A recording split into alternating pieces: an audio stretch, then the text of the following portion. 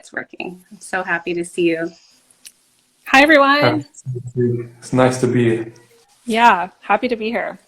I'm thrilled. All right, well, I guess we can get started. I'm going to start by introducing, I guess, myself. My name is Erica, and I'm the medical brand manager at Kabrita USA. And welcome to Coffee with Kabrita. Coffee with Kabrita is really a meeting of minds, a place where we want to invite parents, experts, thought leaders, particularly on the topic of infant and young child nutrition. And our intention here is to really share our knowledge and empower families in their feeding journey. So I'm super honored to be hosting, and today's topic is reducing your child's exposure to toxins in food. I'll start by introducing Henry Rowlands. Henry is an author. He's also a journalist. He's an anti-GMO activist, and he's the founder of the Detox Project. To provide you with a little bit of backstory about the Detox Project, glyphosate is the active ingredient in the most widely used herbicide in the world. It's quite pervasive, is my understanding. So the Detox Project offers glyphosate residue testing and glyphosate residue-free certification. Kabrita's products are certified glyphosate residue-free through the Detox Project. So that's our connection right there.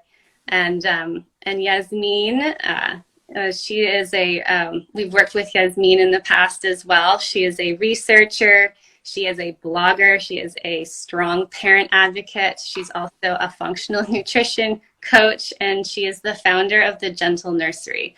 So for those parents who don't know, the Gentle Nursery is really a wonderful go-to resource for parents wanting a greener home. And she's here today to offer her expertise, her practical tips on how to avoid really unknowingly feeding harmful chemicals to our babies and children.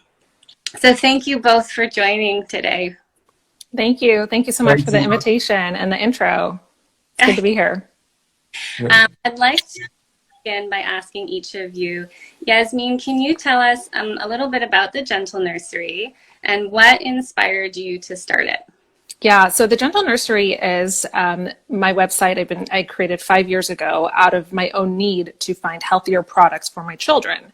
When I first got pregnant, I became super aware of all the chemicals, toxins, everything in baby products in our homes, and I just wanted a resource that would help me navigate all that. And that didn't really exist at the time.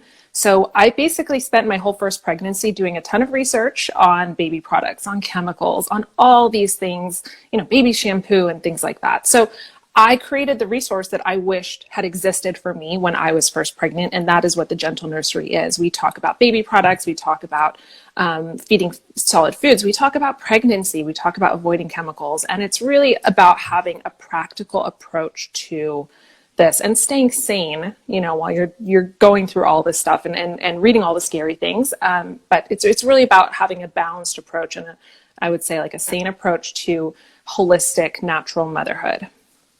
I mean, I can certainly appreciate that. I always say, do not underestimate a new mom's ability to do research, in the middle of the night. Oh, yeah. I can certainly appreciate having all of that information in one place from a reliable source. As a new mom, I think we're all pretty strapped for time, and it's really nice to be able to go to one place and just, really easily synthesize a lot of information at once. So thank you. Yeah, I just will say one more thing. When you first find out you're pregnant, you are hit with so many things. Not only do you have to have a healthy pregnancy, you have to learn about baby products and, what's in this and what's in that. So it's a lot at once. So that's really I think that's a lot on a mother to tackle. It's definitely a lot. And you go from thinking, I don't know if this was your experience, but you go from thinking quite a bit and to really realizing and really being humbled by how little you know. Absolutely. Parenting is really easy until you become a parent. Exactly. Henry, I wanted to talk to you as well about the Detox Project. Can you tell me a little bit about the Detox Project, but also about the work that you do? Sure, I'd love to. So the Detox Project We started in 2015, and it was basically set up to start testing people all over the world for how much they're exposed to toxic chemicals. So we test people's hair in the US, in Europe, in Japan, and in Australia to find out generally what levels of exposure people have to different pesticides such as glyphosate. And also we test food and many other samples to find out what the roots of exposure to these toxic chemicals are. So that's basically the role of the Detox Project. Oh, that's super interesting. Now, I mean, I don't want to dive too deep into it just yet, but I'm so curious to know, like, if you've tested hair samples from all over the world, are there certain regions that are more predisposed to certain chemicals than others? Maybe we'll leave that question for the end. Okay. Yeah, absolutely. I do want to dive right into some questions about glyphosate specifically. According to the Environmental Protection Agency, they, and I quote, find that there is no risk of concern to human health when glyphosate is used in accordance with its current label. Henry, I'm curious what your take is on this statement. I know there's a lot of controversy out there, particularly when we scroll the internet, particularly on this topic. And glyphosate is a large topic and one that we could go into for a long time. But can you help our listeners understand what glyphosate is, its connection to genetically modified organisms, and briefly explain what some of the controversies are about glyphosate? Sure, that's a big question. I could talk for 20 minutes, but I'm not going to. Basically, glyphosate is the most used weed killer in the world by far. So it's the most likely farm chemical to get into your food. It's used also just before harvest of crops. So what farmers do to dry out the crop just before harvest to make it ripen quicker is they spray it with glyphosate to make sure that they can get to market quicker. And so a lot of the glyphosate that's sprayed on oats, wheat, soybeans, lots of the main staple crops that go into your food are sprayed with that chemical. So it's probably the most common chemical to find in your food. Okay. And obviously because it's found in your food, also in your body as well. So that's basically what glyphosate is. It's found in products like Roundup. Lots of people probably watching this have Roundup in their garage. After this, you can go and throw it out. Basically, it's a very controversial chemical. It's led to the biggest lawsuits regarding a chemical in history. Bayer just had to pay out $10.9 billion to people in the US and Canada who were getting non-Hodgkin's lymphoma because of, which is a type of cancer, from glyphosate. And sadly, during that lawsuit, to answer your question about the EPA directly, it was shown that the companies who were working for selling glyphosate globally, such as Bayer, such as other chemical companies, were directly influencing the EPA and their decisions on glyphosate. So that was actually in the court papers. So now there's going to be a review of glyphosate again, and there already is one, for example, in Canada, going on by the government. I saw that on TV. That was great. I'm curious, you mentioned that they use glyphosate to sort of ripen the crops earlier. They use it as a desiccant. I'm wondering, is that like labeled use? Is that part of how it's supposed to be used? No, it's not supposed to be used like that. But especially in the northern part of the United States and in Canada, where it's slightly wetter than in the south, farmers use it to desiccate, to pre-harvest spray. Right. Okay. So farmers are using it off-label. Yeah. Happening. Okay, that's interesting. And Yasmine, I understand that many of the studies on toxicity and tolerance are performed on adults, or even more so, more on animal studies. How do infants and toddlers differ from adults, and what makes them more susceptible to the harmful effects of pesticides? Yeah, it's a completely different story when you're talking about how a chemical can affect a child or a baby versus an adult. Infants have immature organ systems.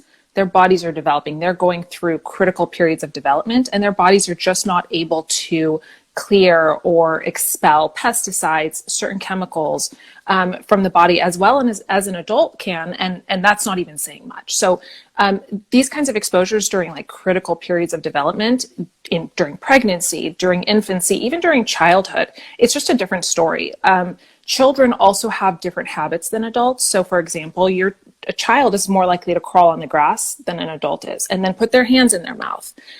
Children, from a young age are enrolled in soccer and baseball and all these sports where they're playing on public fields and whatnot. So even if you don't necessarily have it in your backyard, you're still being exposed through your food supply, through, being out in public parks and whatnot. So it's a completely different story for a child.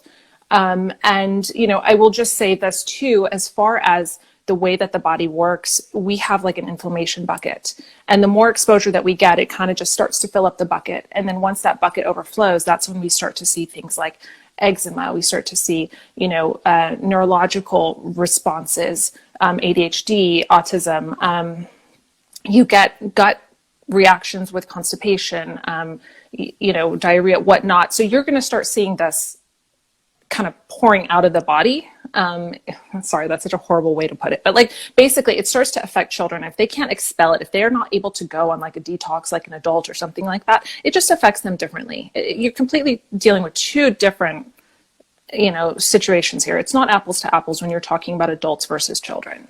Yeah, you make a really good point about how their organ systems are still very much in the development phase when they have access to these chemicals. And I also hear you on your point, like children's behavior is so different than an adult. So like they don't necessarily see things the same way that we do. I know, if there's someone blowing leaves, for example, like they'll like run through that smoke cloud and not think about it. Or certainly like when I'm doing gardening and I'm shoveling up the dirt, they're really in that cloud of dust that I produce, whereas I'm really standing above it, and they're very happy to sort of play in it and absorb themselves in that, which is great fun. But absolutely, it does mean that they're just more susceptible to toxic exposure than adults are.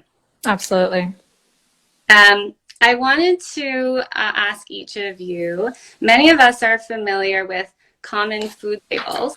To name a few, we have USD organic. I think that's one that almost everyone will know. Project Verified Non-GMO is another really big food label out there.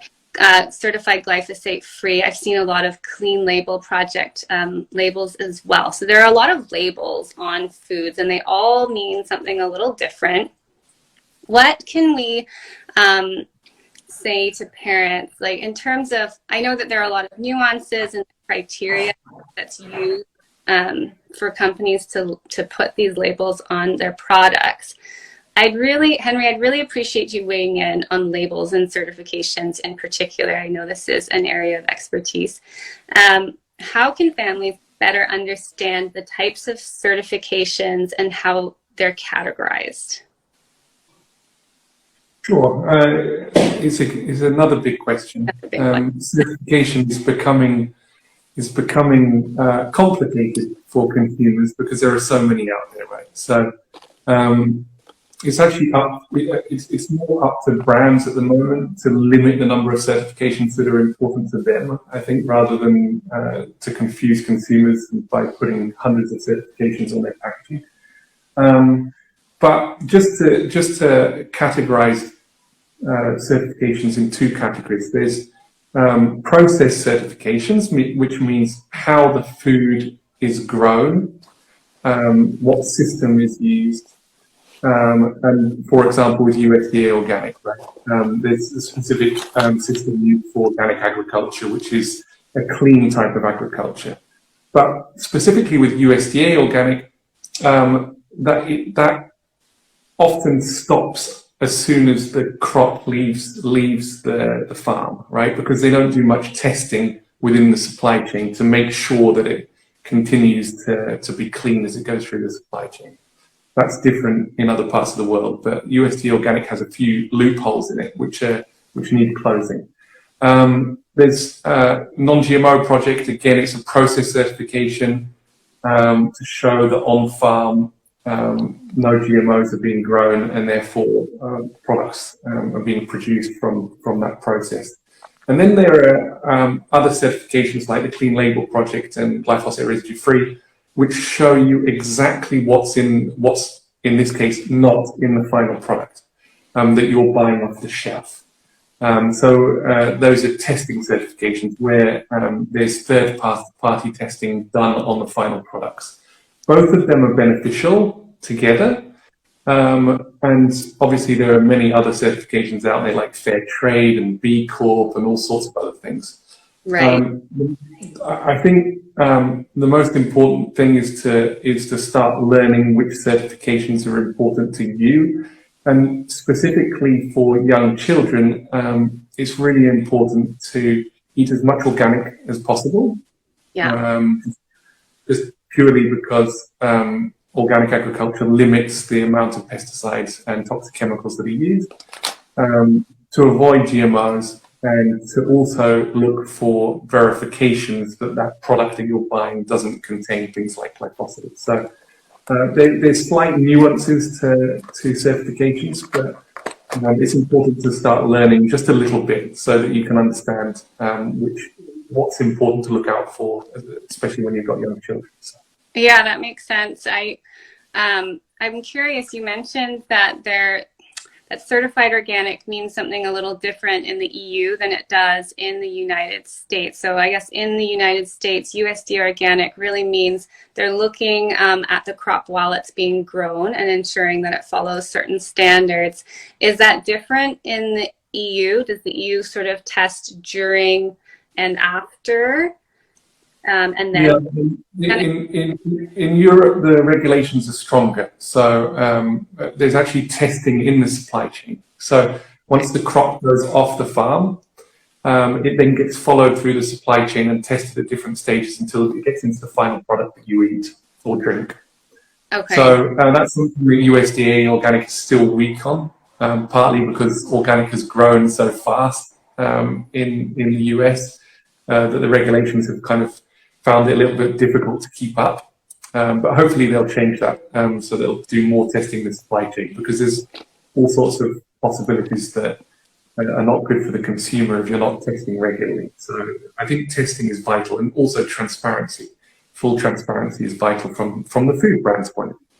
Has the Detox Project found glyphosate residue in USDA organic products? Not regularly, but in specific supply chains. So, for example, pea protein, we did a big project on pea protein. We found lots of glyphosate in USDA organic pea protein. Chickpeas and cinnamon, for example, things that you wouldn't expect necessarily to find glyphosate in, but they're very regularly, when you test these things in the organic supply chains, they have glyphosate in at quite high levels. So there are issues. Yeah, that's interesting. And then, of course, the next question is, how does that happen? But let's not go too deep into it. Yasmine, I know that there are some food labels that you probably look for in your foods. I'm curious why these labels specifically, and what advice you can give parents about navigating certifications, navigating labels. Here's what I really want to know. I want to know, like, what is your inner dialogue? Like, when you're walking through the grocery store, like, what is your inner dialogue? How do you pick and choose foods for your family, and what labels are you looking at? Yeah, this is a situation where I try to do the best that I can, considering the state of the food supply. It's not going to be perfect. I'm also not able to go out and grow my own food and churn my own butter. So I realize I have to work within the system. And so when I am shopping, I actually look through my pantry to kind of see what I tend to buy. You do this subconsciously, right? So Yeah. I most of the things in my pantry are like USDA organic. They also have the non-GMO Project verified. For the most part, I try to buy organic. USDA organic is I'm thinking is probably as good as we get in the US right now. When you're dealing with stuff that you're going to buy from a grocery store. I really, I try to go for that if possible. If not, I'm good with organic. I'm good with made with organic ingredients. It just depends on what you're buying and what the options are. You're going to do the best that you can with what's available to you, with the budget that you're working with, and how often are you eating this thing? Is it something you're going to eat every once in a while? Okay, I don't worry too much about something I have once a month or once every couple months. It's the regular food that I'm putting in my pantry and in my fridge that I care about, and I try to prioritize organic where it matters and where my budget allows. As far as meat goes, I'm buying grass-fed, grass-finished, pasture-raised eggs, chicken. Try to get as natural as possible when it comes to buying foods. As far as ingredients go, so I literally like pulled so many different things from my pantry. There's organic junk too. So organic doesn't necessarily mean it's perfect. It's healthy. You still want to be a good label reader. And you want to be conscious about the choices that you're making. You don't want to have too many processed foods. This is an occasional treat for my kiddos. And I'm saying very occasional.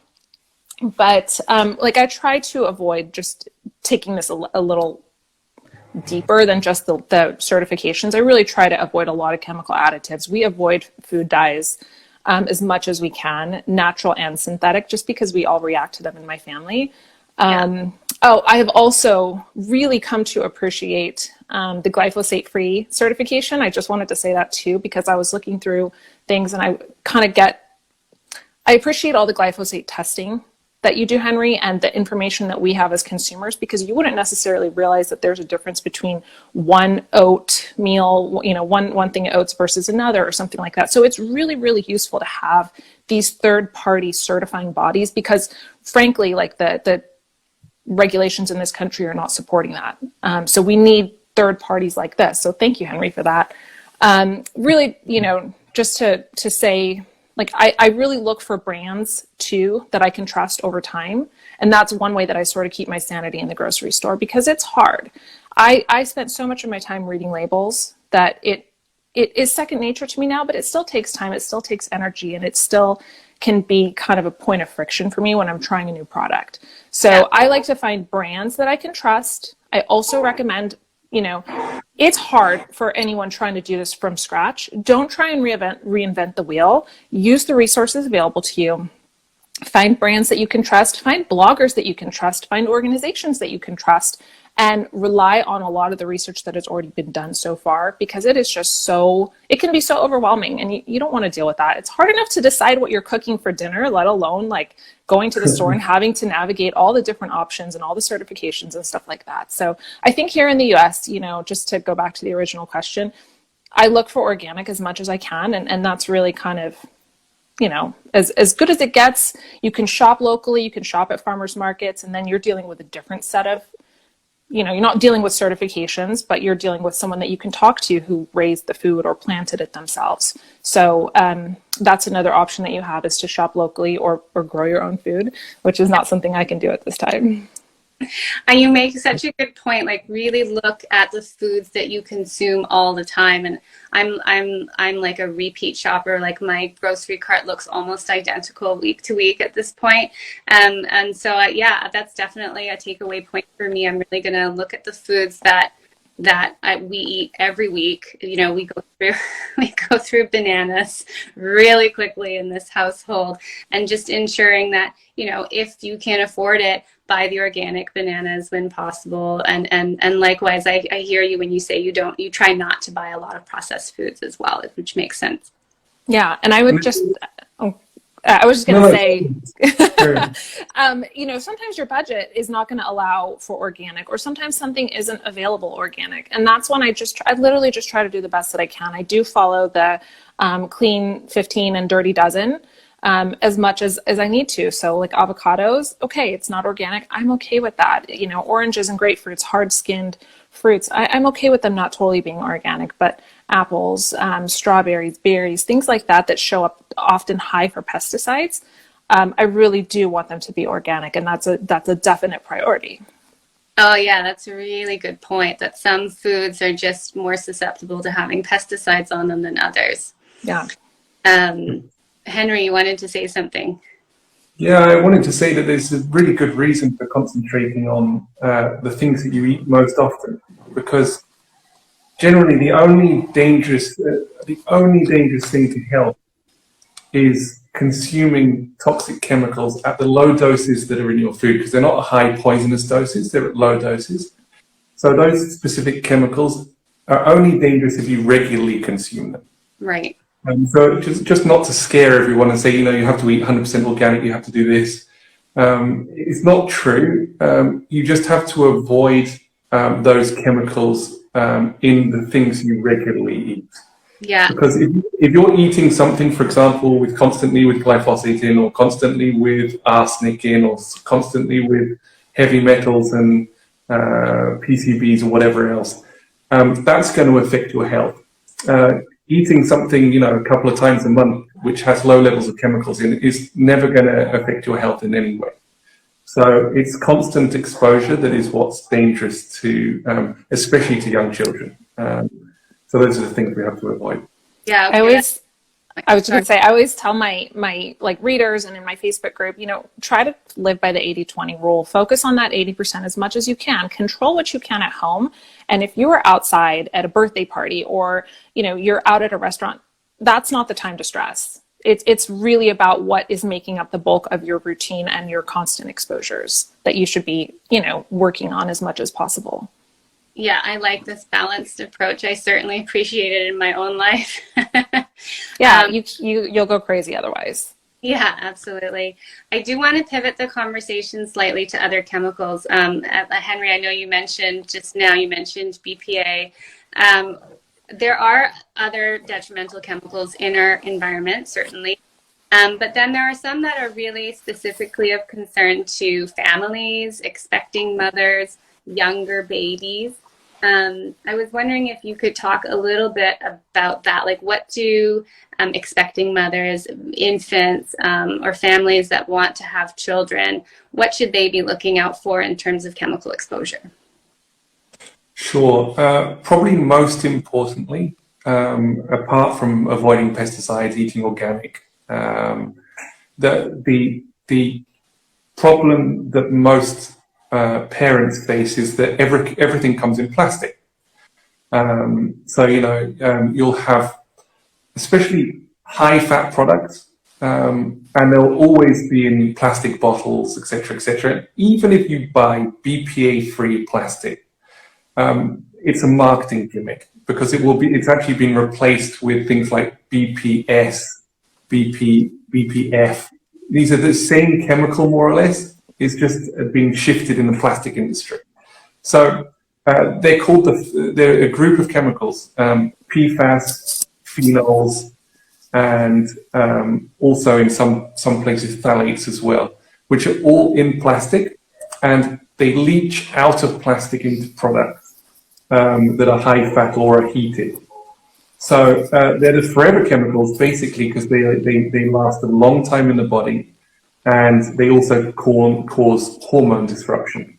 So they affect the levels of hormones, especially in young children. So it's a really good idea when you're feeding your children to not have plastic bottles of any sort. Okay.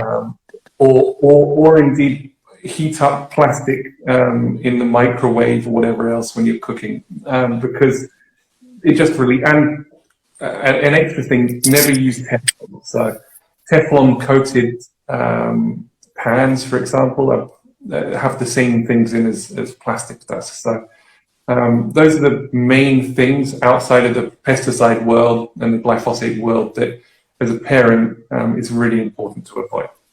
I know you just mentioned Teflon, and it's such a question, even in my household, where they have like non-toxic, non-stick pans now are very popular, and I'm always curious, like, how are they making them non-stick without being non-toxic? Is it possible, and are there cleaner alternatives to these non-stick pans? I know we can't really go into detail about every little product in our household, but I'm just curious if you have an answer to that. Sure, some of the coatings which are non-stick don't include any of those chemicals I just mentioned, but the majority do. Okay. So you just have to be careful with what's actually on your cooking equipment. When you read it, it should tell you if it's toxic free rather than just non-stick. There are some things you can look out for in it, but keep an eye. It's a big topic. It's a rabbit hole to go down. So. Well, it's so unfortunate though that you'll see BPA free. I mean, you see it on a lot of baby bottles.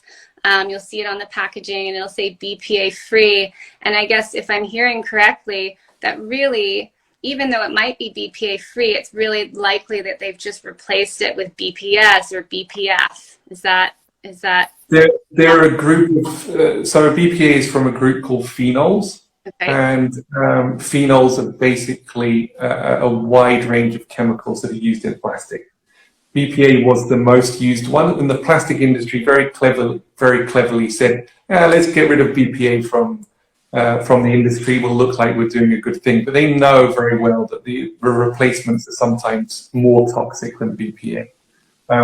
So phenol-free, which is actually becoming more popular now, is much better. It means a lot more than BPA free. Okay, phenol free. Oh, good.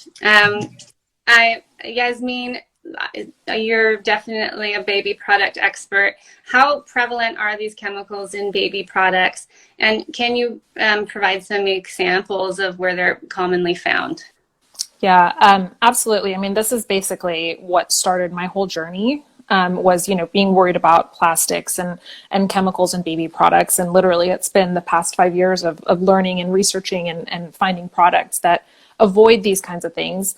I think that obviously, so for baby products in general, just not specific to what we're talking about food, I try to focus on anything that touches the skin, creams, lotions, products, anything that goes in the body, or holds what might go in the body, like bottles and whatnot. We're talking about crib mattresses and the furniture in the nursery. There's so many places that really toxic chemicals can be present in the home and in the nursery or in baby products. It's really a huge can of worms, to be perfectly honest. There's a lot to uncover in that space. You're talking about flame retardants, you're talking about BPA, you're talking about, non-stick chemicals in the kitchen and things like that. And really, at this point, I think that the most important thing to focus on is just making healthy choices as we go. If you're pregnant right now, you're starting your baby registry, okay, this is a great time to make a lot of changes and to do a lot of research and learn a lot, because you're buying new products from new brands that you've never shopped with before, and you want to make good choices as you go through that.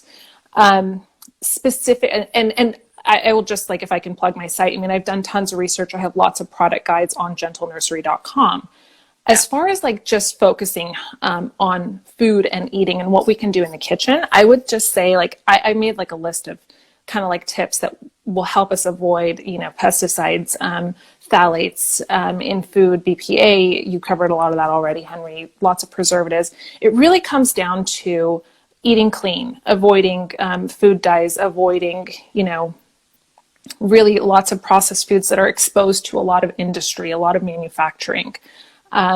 Choosing organic and non-GMO when possible. I know we covered that. Avoiding takeout containers is a big one, because they're often lined with like PFAS and these non-stick chemicals. Right. I also think it's great to minimize exposure to rice in the first year. Like, skip the rice cereal. There's so many better alternatives. Oats are better. There's just so many better things you can feed. So skip the rice cereals in general. Another one is to have a really good quality water filter. I think that is super important because there's so much contamination in the water supply from these chemicals as well and in our environment that you want to have a good quality water filter, especially if you're making baby formula, especially if you are, boiling your baby's pasta or whatever it is. Clean water is a great place to start. We already talked about plastic bottles. They can leach microplastics. Definitely use glass. It's so great. If you don't want to use glass or your daycare won't allow it, there's also stainless steel. Those are, I think, the two best alternatives to plastic. Yeah. So yeah, like glass is super accessible. You can even store baby formula in glass. And we already talked about this too, but don't use nonstick cookware. I just use stainless steel. You can use glass, you can use cast iron. I'm a little wary of those like ceramic nonstick. I use them for eggs mostly because cleaning eggs off of like stainless steel takes forever, but I use them with hesitation at this point. So yeah. I think that there's a lot that you can do. There's a lot of, potential things. Organic is not perfect, but it's better. Organic is going to be a lot better for you, for your child, than something that's not organic. Organic doesn't mean perfect though. Like I said, there's organic junk food. Organic doesn't mean no heavy metals. It doesn't mean that, it's perfectly clean of everything, but it's about as good as it gets for us right now. I think you make a really good point about the water filter. It's not just about the formula, but it's also the water that you're mixing it with that you want to make sure is free of chemicals, or as free as chemicals as possible. I'm curious, a question from our audience actually was, what do you have a water filter that you really like better than others? And can you make like a straight up brand recommendation? Yes. So my favorite water filter brand is called Pure Effect Water Filters. I have a link to it, I think, in my link in bio, but it is the water filter that I use. We have an under sink water filter. It is, I think, a 4 or 5 stage water filter. When our plumber installed it, he was like, whoa, this is a legit water filter. So it is multi-stage. It has carbon. I think it's about as good as it gets for clearing pesticides. It also has like a UV thing to, eliminate like bacterial and things like that. So it is legit. PureEffectFilters.com, I think, but I have a link in my link in bio. It is a fantastic water filter. We have their whole home. We have their under sink, and we also have their, what's it called? It's not a water softener. It's I'm blanking on the word right now. But that's my top choice. I know it is definitely on the higher end as far as budget goes. There are a couple other products. I'm not sure specifically how they work on pesticides. I haven't looked into that in a while, but Pure Effect is my number one recommendation. One more quick follow-up question on that from our audience was, do you have obviously might not be quite as extensive, but do you have a water filter that doesn't require installation that, would do the trick in a pinch? I think this is something I actually need to look into because I might be moving. But I think offhand, AquaTrue is one to look into. And I have another one, and I'm blanking on the name because they changed their name recently. I have another one on my master list of brands that I like. It's somewhere on my website. I can't remember the name. I think it's Pure something. Okay. So. Well, for all of our listeners, you definitely want to check out their website. You can also follow Yasmine on Instagram at the Gentle Nursery. I know that we're running out of time, so I feel like we're gonna close the conversation down. But you guys are both such a wealth of knowledge, and I really want to thank you for making time to show up today and to share your knowledge. I know, especially for families who are really in survival mode, it's really nice to get all of this information in one place that's accessible. And of course, we love lists and, glyphosate free certification. If you follow at glyphosate free certification on Instagram, you can certainly stay in the know with regards to glyphosate and certainly Henry's publishing research updates on glyphosate all of the time. So I highly recommend you follow glyphosate free certification on Instagram, and you can find Yasmine on Instagram at the Gentle Nursery. Again, really, I think I speak on behalf of all parents. Thank you so much for your time today, and I hope we can do this again very soon. Absolutely. Thank you very much, T. Thank you. It was so great. Bye, everyone. Bye. Great.